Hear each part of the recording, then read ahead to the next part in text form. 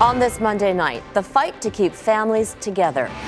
The plan to get Canadian citizens out of China, but what about permanent residents? Please don't split up families. Plus, how the economic consequences are worse than SARS.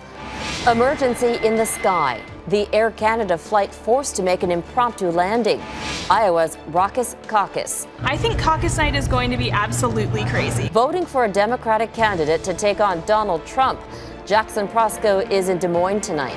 Plus, should the monarchy keep calm and carry on? It needs to always stay relevant. Canadians reflect on the royals after Harry and Meghan's big departure. Global National with Donna Friesen.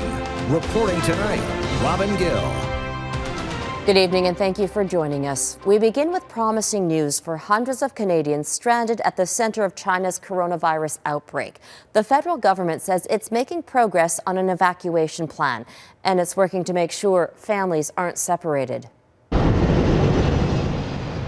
A number of other countries, including Germany, the U.S., and the U.K., have already airlifted citizens out of the outbreak zone. When Canadians will be airlifted remains unclear. Our government says it's still waiting for Chinese approval. Meanwhile, the novel coronavirus outbreak continues to spread. The number of cases continues to soar tonight, with more than 20,000 reported around the world. The death toll is also rising. It's now at 426. In our top story tonight, Couteur reports on the growing concerns among Canadians in the outbreak zone. But please hurry and please don't split up families. An emotional plea from a stranded mother. Megan Millward is trying to get home to Montreal with her husband and 2 kids.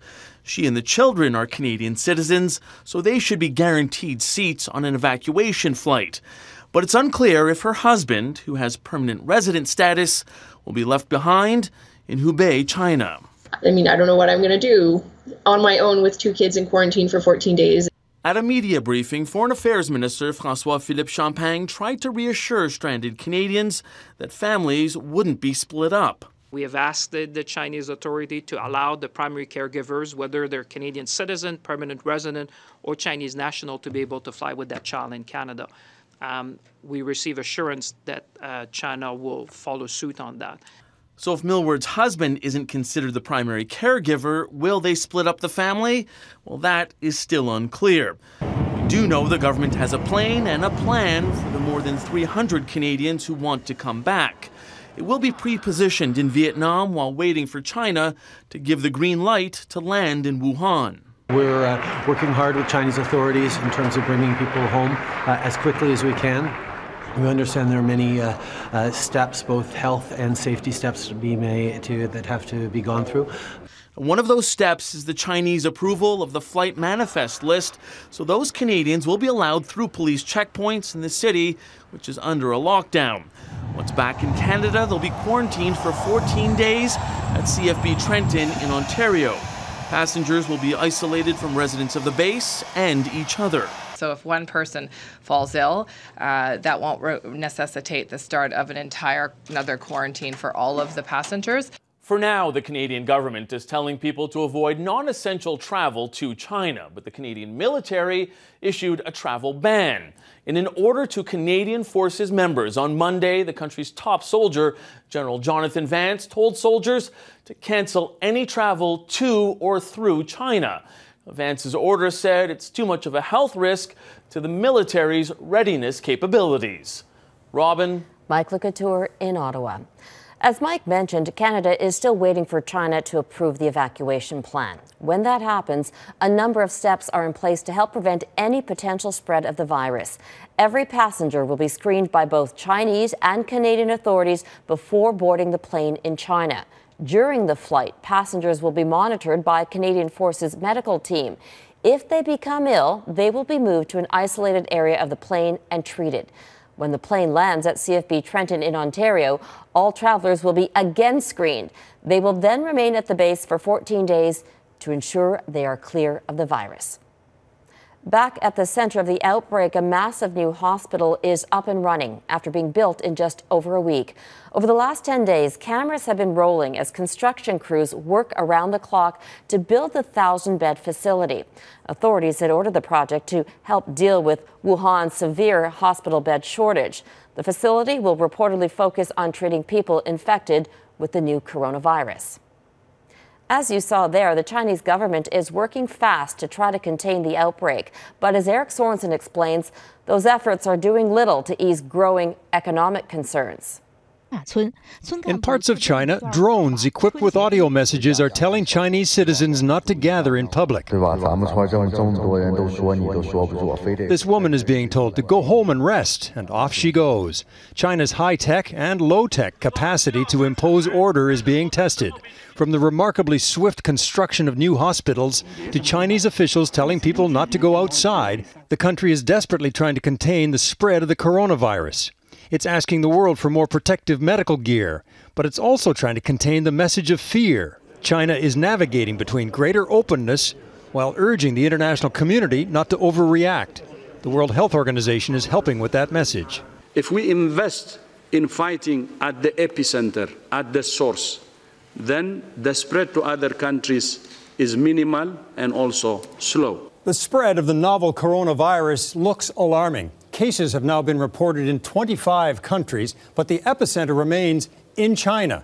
As of this afternoon, there were more than 17,000 cases in China, including Hong Kong and Macau, but in the rest of the world, only about 160 cases. The number of deaths paints a picture far less alarming, except for China. Deaths there, 361, about 95% in central Hubei province. Outside China, only one death reported in the Philippines. The numbers are rising, but as of this afternoon, China remains the one global hotspot. Empty streets show a serious response in China, but also signal a sharp downturn in the country's economy. Coming off the Lunar New Year holiday, the Chinese stock market plunged 8%. China is now such an integral part of the international economy that global economic growth is forecast to drop 0.2%.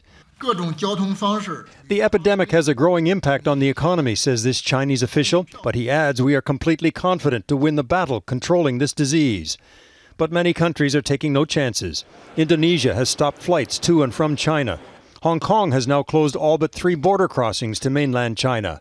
From Australia to Belgium, quarantines are being established. It is a balancing act for China and the world. Respond swiftly and with urgency, but without stoking so much fear that it could harm the global economy more than necessary. Eric Sorensen, Global News, Toronto. Dozens of cases are being confirmed each day, and the virus is classified as an epidemic. But it could become a pandemic. We'll tell you what that would mean at globalnews.ca/globalnational. An Air Canada flight bound for Toronto had to make an emergency landing. Pilots were forced to turn back to Madrid when the plane suffered an engine issue shortly after takeoff. It was a nervous ride for passengers. They spent more than 4 hours in their seats as the plane circled the skies to lighten the load. And as Redmond Shannon reports, the Spanish military had to get involved. This is the perfect landing that brought to an end an anxious afternoon for the 136 people on board Air Canada Flight 837. Just after takeoff, a loud bang was heard on board, and one passenger filmed this flame out from the left-hand engine.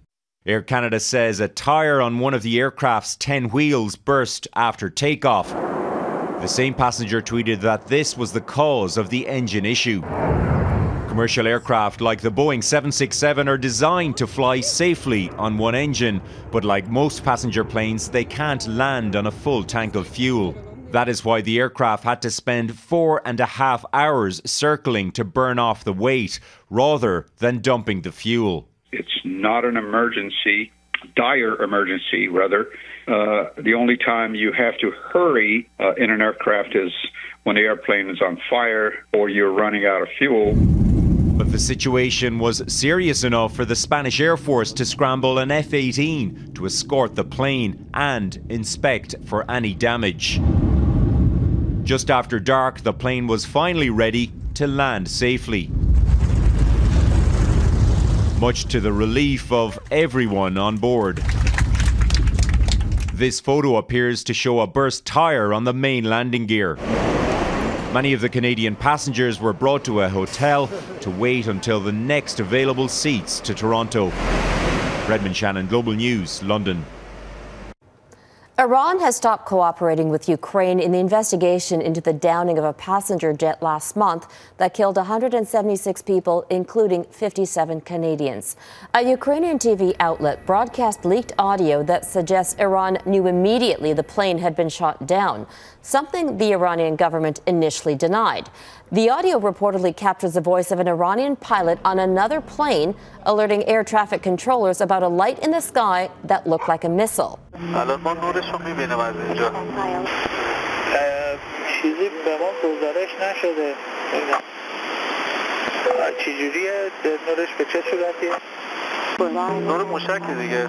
Moments later, he reported seeing an explosion. Ukraine International Airlines Flight 752 was hit by 2 missiles shortly after taking off from Tehran International Airport. It was headed to Kyiv but crashed into a field outside Tehran. Iran is still in possession of the plane's black boxes and wants the data recorders to be analyzed in that country.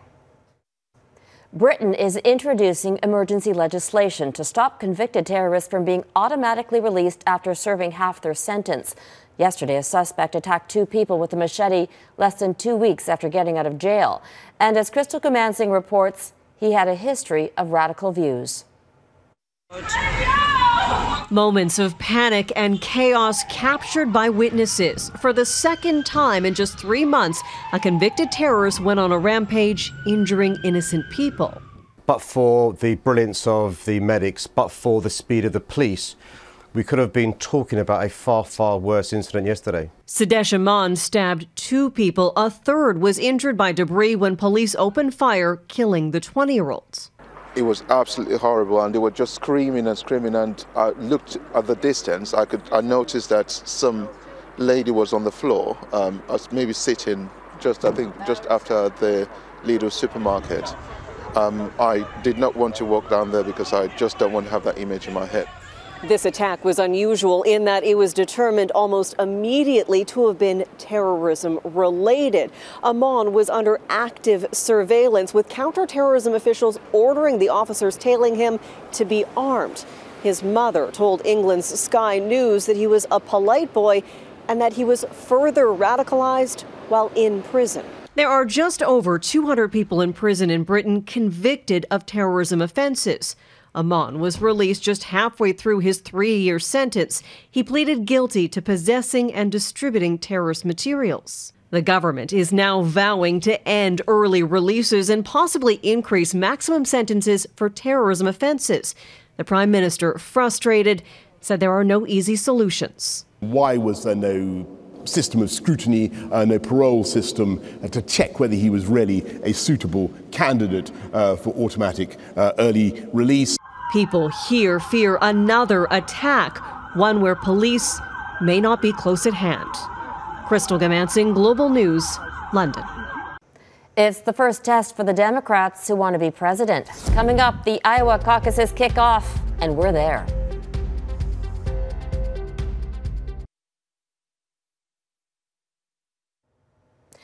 Voters in Iowa are having their say in who should be the next Democratic presidential nominee. The Hawkeye state is the first stop in a long primary season that will set the stage for the election.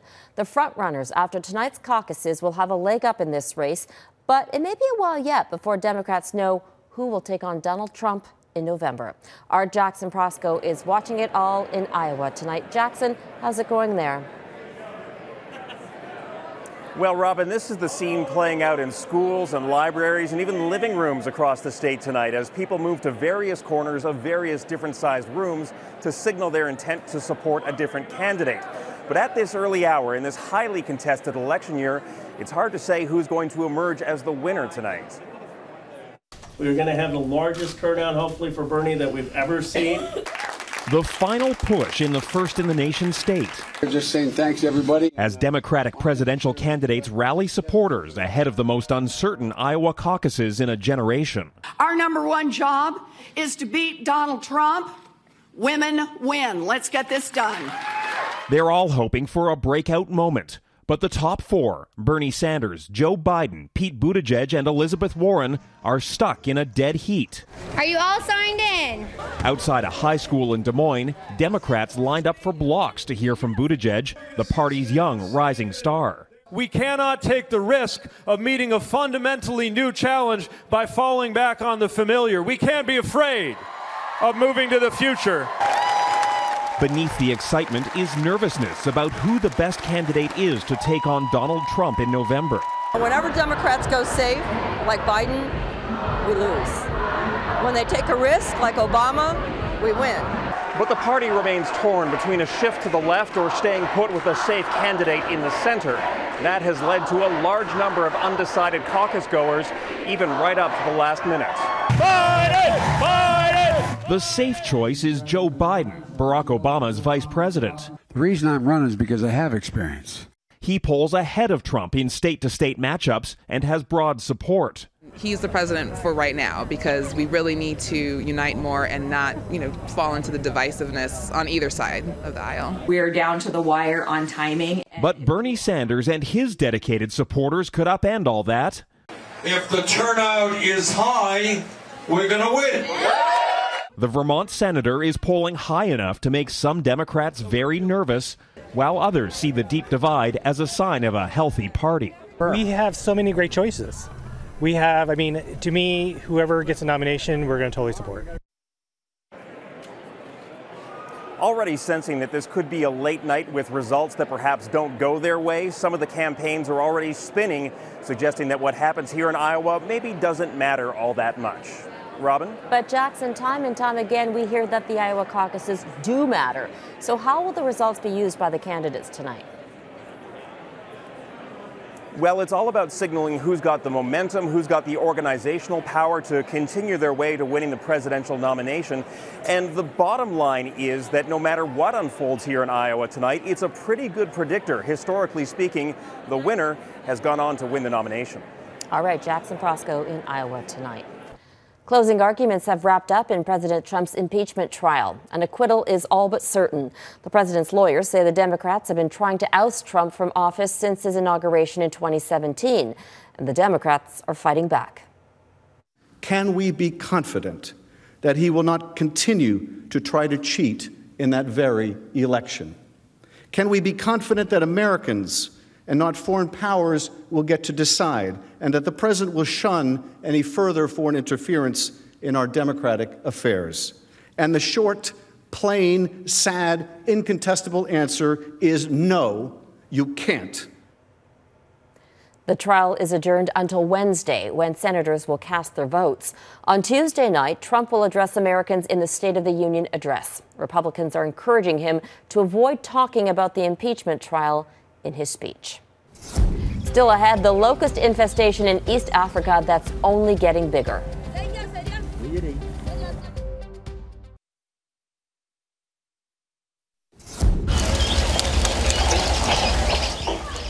The UN is warning that billions of locusts already ravaging countries in East Africa could infest more nations in the region. And the world body is calling for $76 million in aid to combat the crisis. The vast swarms have decimated food production in Kenya, Somalia, and Ethiopia. Experts warn their numbers may grow 500 times. Kenya is trying to use pesticides to stop the spread. Hundreds of people stranded at a BC ski resort are slowly making their way off the mountain. Crews temporarily opened a road to one-way traffic today from Sasquatch Mountain east of Vancouver. They've been stranded since Friday when a landslide took out a section of the only road in and out of the area. Today, drivers had to follow a pilot vehicle to safely get through the mud and debris. Others have paid for a helicopter lift. Crews say it could take nearly a week to clean up the mess. One of the biggest telecom tycoons convicted of fraud has died just weeks after getting early release from prison. Canadian-born Bernie Ebbers became one of America's richest people after starting WorldCom. It was one of the world's largest telecommunications companies. In 2002, it went bust over an accounting scandal. At the time, the bankruptcy was the largest in U.S. history. Ebbers was found guilty of securities fraud in 2005 and sentenced to 25 years in prison. But this past December, A judge set him free, citing health problems. Bernie Ebbers was 78. Up next, the divided Canadian viewpoints on the monarchy's future.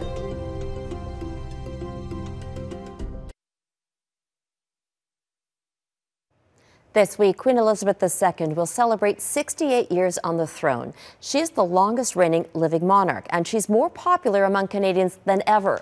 But the heirs to the throne, not so much. A rocky start to 2020 has put the future of the royal role in question. Jeff Semple reports.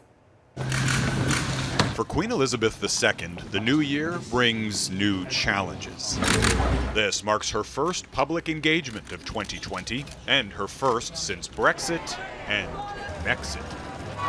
Meghan and Harry's controversial decision to retire from royal life and move part-time to Canada.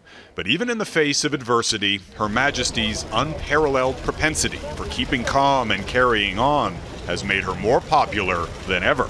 The Queen has a very strong brand personally. She's outpolling the monarchy in a lot of ways. An Ipsos poll conducted for Global News finds around 81% of Canadians agree the Queen has done a good job as monarch.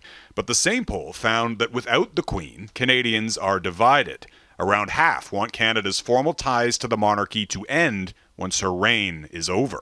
When people think about what's going to happen after she's gone, we're going to have a national debate in this country because there is a divided opinion. The royal family's second most popular member is Harry. The Ipsos poll finds Canadians support his decision to step back from the spotlight as long as taxpayers don't pay his security bill. I think that opens up a whole range of opportunities for the monarchy when it comes to this country. But Harry's departure also provides fodder for those fighting to end the monarchy. The royals are basically trained seals that are designed to perform for our entertainment. And that must be a terrible life. Prince William and Kate, meanwhile, have sought to balance royal duties with being hands-on parents to young children. So we're seeing fewer working members of the royal family at the same time that senior members of the royal family are also looking for some semblance of work-life balance. So that's going to be a challenge going forward. This royal historian predicts a smaller, less visible royal family moving forward. And as she marks 68 years on the throne this week, the head of the family remains as integral as ever. Jeff Semple, Global News, Toronto. And that is Global National for this Monday. I'm Robin Gill. Tonight, your Canada is North Sydney in Cape Breton, Nova Scotia. Thank you for watching and have a great night.